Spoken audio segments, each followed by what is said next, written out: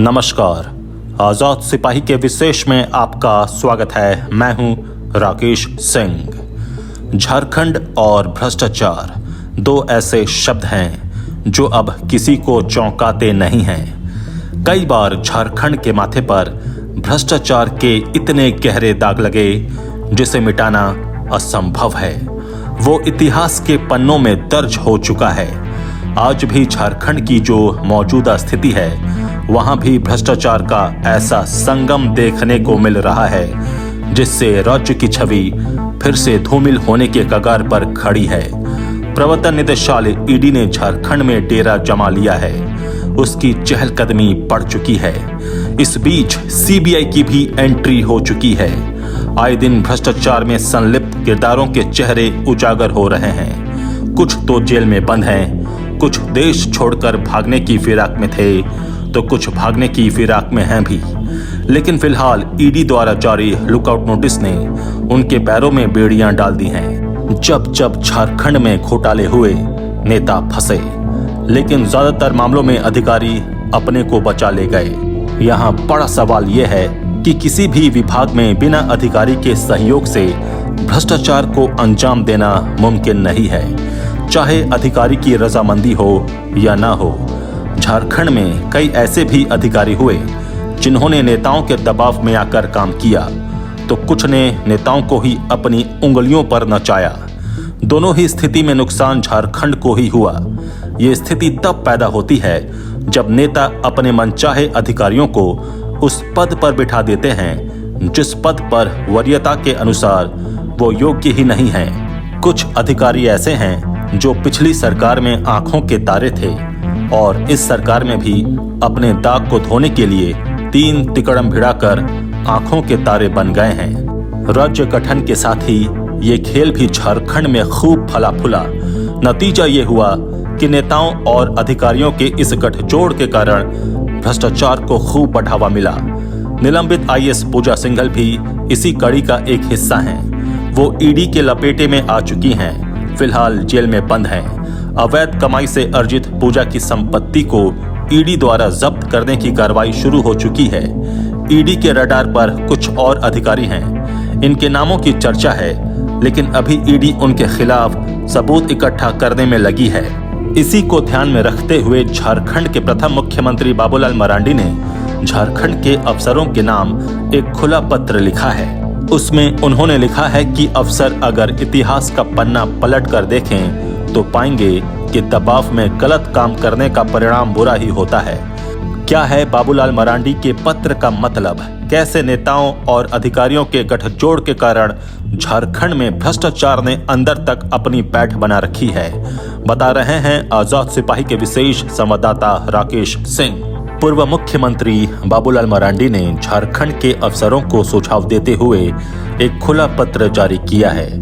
उन्होंने इस पत्र में अपने मुख्यमंत्रित्व काल का एक अनुभव साझा किया है। बाबूलाल लिखते हैं, मैं अपने मुख्यमंत्रित्व काल का एक अनुभव शेयर कर रहा हूँ। उग्रवादियों का उत्पात चरम पर था।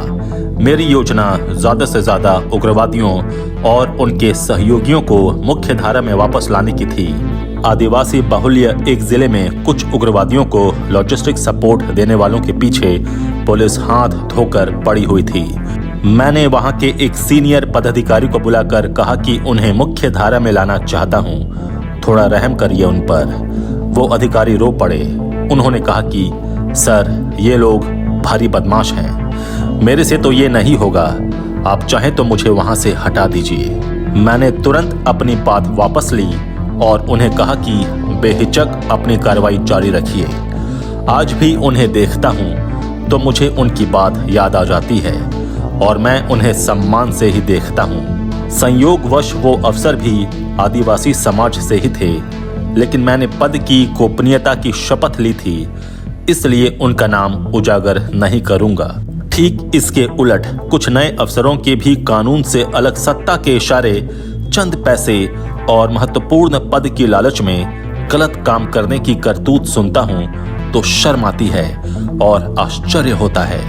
हेमंत सरकार के इशारे पर हर गलत काम करने वाले ऐसे कुछ अफसर आजकल परेशानी में अपने अपने संपर्कों के जरिए मिलने का प्रयास करते हैं और कई मिलते भी हैं। उन्हें अपने किए का भय है कि न जाने कब उनकी गर्दन दबोची जाए।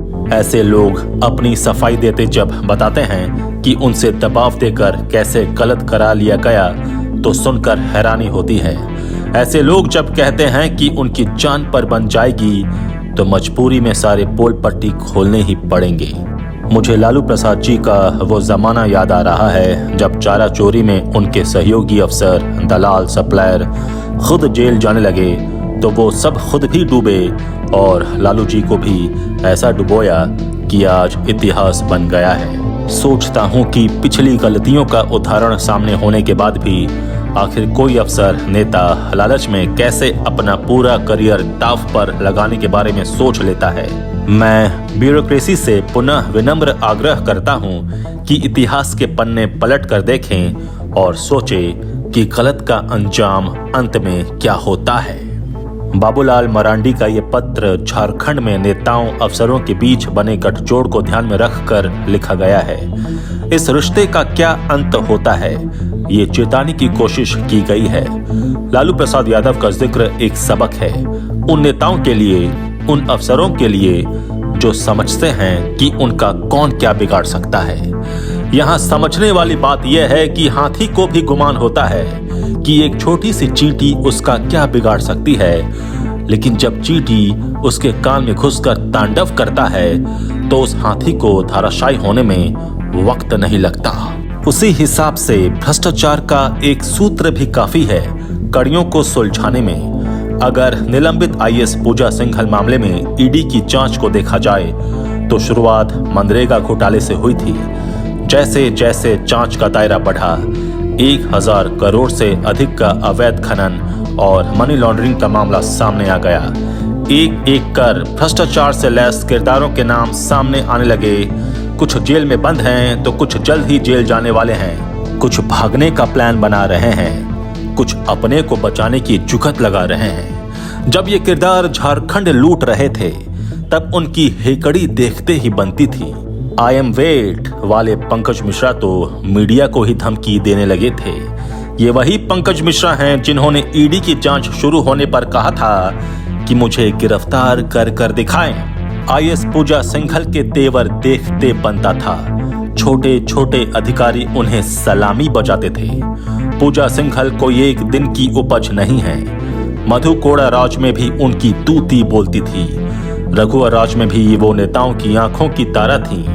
और हेमंत सरकार की कहानी तो सबको पता है। झारखंड में भ्रष्टाचारियों को लगने लगा था कि वही राज्य के भाग्य विधाता हैं। सत्ता के गलियारों के दलाल अपने मनपसंद अधिकारियों को उस पद पर बिठाने लगे जिस पद के लिए वो अधिकारी सक्षम ही नहीं था। फिर क्या था, झारखंड को लूटने का काम शुरू हुआ। क्या ट्रक, क्या डंपर, पानी के जहाज से भी लूट को अंजाम दिया जाने लगा। क्या बालू, क्या कोयला, क्या पत्थर, सभी की लूट शुरू हो गई। पैसों की बंदर पाट होने लगी। बड़े बड़े अधिकारी जिला स्तर के अधिकारियों से पैसा वसूलने लगे।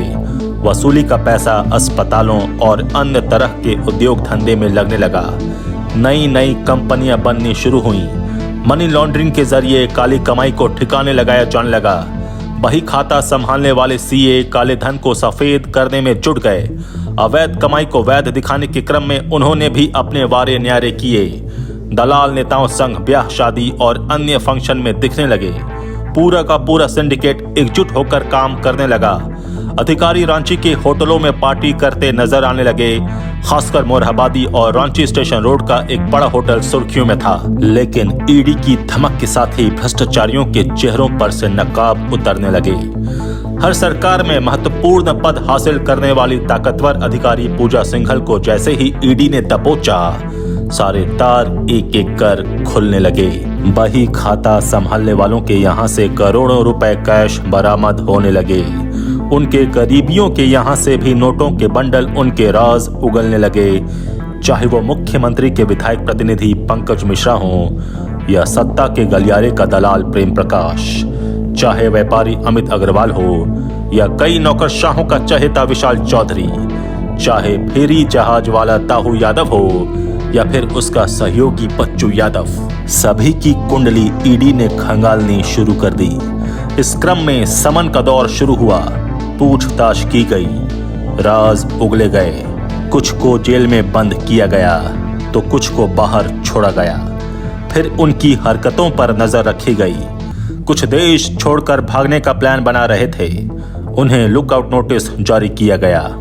विदेश जाने पर पाबंदी लगाई गई। जरा समझिए भ्रष्टाचार का यह कनेक्शन कितना गहरा है। जब मुख्यमंत्री के विधायक प्रतिनिधि पंकज मिश्रा गिरफ्तार हो गए थे, तब उन्होंने 27 जुलाई से लेकर अक्टूबर महीने तक, जब वो आखिरी बार कॉल करते धराए थे, तब तक उन्होंने करीब 300 फोन कॉल किए थे।